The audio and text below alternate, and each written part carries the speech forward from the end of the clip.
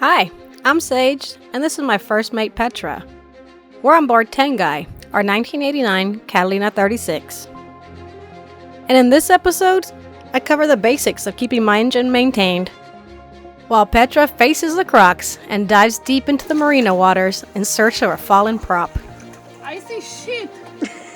Come along with us as we learn as we go, living and working on board.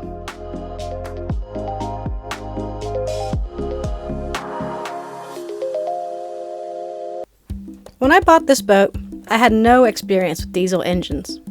Sure, I've lived on board and even crewed on a long haul from Cape Town to the Azores. But engines? Nada. I mean, I got the basic concept. In theory? But when you're out here, miles away from the nearest mechanic, it's just you, your tools, and a lot of cross fingers. It was time for me to learn the ins and outs of keeping Little Red running. Not only is this my first sailboat, this is my home. I live on her full time. Right now I'm cruising on her full time. So it was crucial that I learned how to do the basic maintenance, troubleshooting, just dive in head first and learn as much as I can, as fast as I can. And I did. I know how to change the oil, fuel filters, check the coolant levels, all the basics. And since then, here's a litany of other projects that I've had worked on. Quite frankly, I'm sitting here right now about to dive into the engine room because I have another project I gotta do. Never ends. First things first, oil and filter change. Now don't laugh, but I've never actually done one before. Not even on a car. Between Captain Dad's phone calls, my neighbor Timon popping by, and YouTube University, I figured it out. Oil change is the most basic, yet essential, maintenance task for a marine diesel engine. Regular oil changes ensure that the engine runs smoothly, especially when you're days away from any help. Here's what I do on my Universal M25 XB engine. Step 1. I gather all my tools and materials. An oil extractor pump. I'm lucky that a boat came with this fancy extractor bucket that keeps the oil in. I love this thing. A new oil filter, oil, filter wrench, and some rags and a plastic garbage bag to make sure you don't get any of the oil on your boat. Step 2. Warm up the engine. Before draining the oil, it's important to run the engine for a few minutes to warm up the oil. This helps it flow more easily. And a little tip that's easy to forget when you're brand new to this. Step 3. Get the oil out. Step 4. Remove the old oil filter. For my boat, it's recommended I change the oil filter once every 2 oil changes. For a pro tip, make sure you put a garbage bag under the oil filter, because when you take it off, it's gonna spill. Step 5. Put the new filter on. Just make sure you get the old oil and lubricate the O-ring before you put it on. This creates a better seal and makes it easier to remove the filter in the future.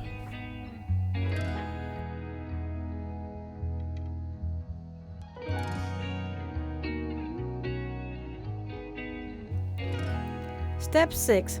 Add the new oil. With the old oil out and the new filter in, it's time to add the fresh oil. Just make sure you're using the right amount, and use your dipstick to make sure you don't overfill as well. Check for leaks and start the engine. In my engine, I do have leaks, which I'm constantly fighting. But for now, the engine's started. Back in episode 2, while we were on our maiden passage with Tengai, we noticed something interesting. Primarily that the engine stop cable, well, it wasn't stopping the engine.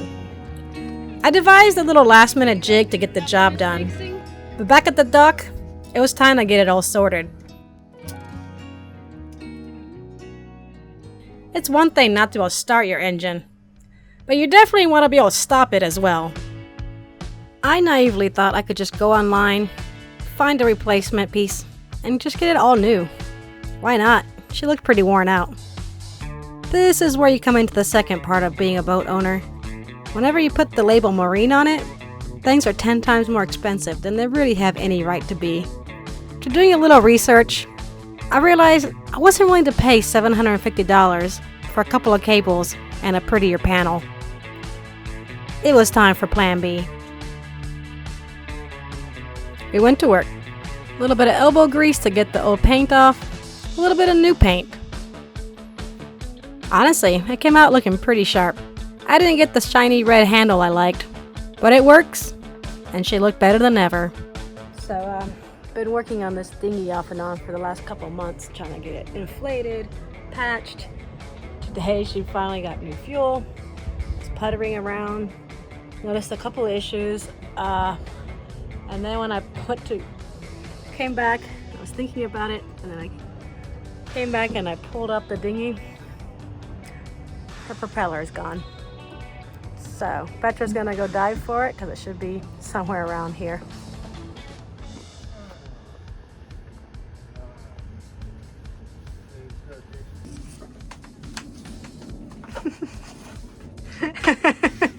Ready for the crocodiles? Yes. I'm stronger than him. The hero to the rescue. Superman. I see shit. Oh my god. I don't see anything. Fuck your thing.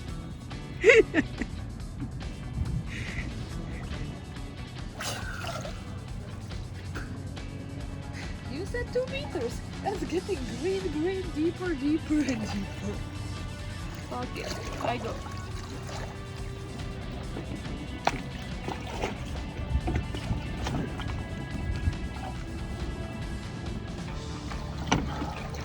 That was just one floating butt. No, when I go down, I'm like, I didn't even see my head when I put it on top. It's deep. Still didn't touch the bottom. It's gonna be floating propeller. Mm-hmm.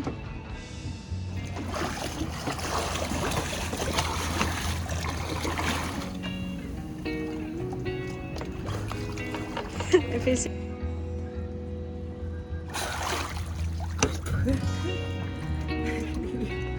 I'm like it here now.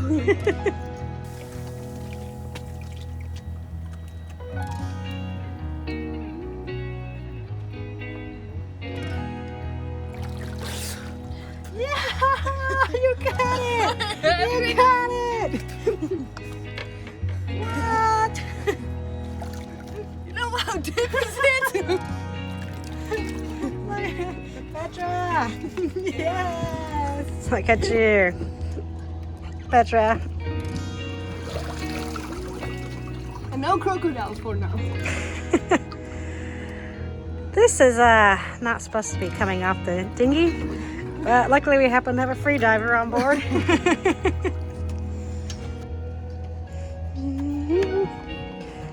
Good job. Thank you. Cheers. You deserve that. Ah.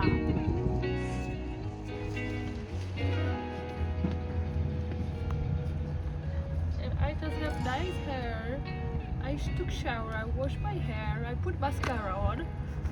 Was ready to go to town. Now I have to be saving your face. In this case, it's our thing. Oh, now it's ours. Next time on Sailing Tengai, it's all about community and stepping out of our comfort zones. Petra faces her fear of heights with a climbing class. And of course, no episode is complete without some sailing. This time, we hit the water with some new sailor friends. But it's not all work on board. Petra's getting behind the bar at Lusty's, the local watering hole. Things get a little interesting.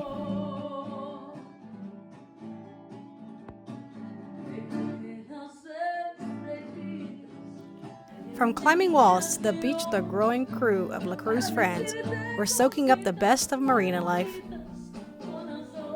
Hit that subscribe button and join the crew.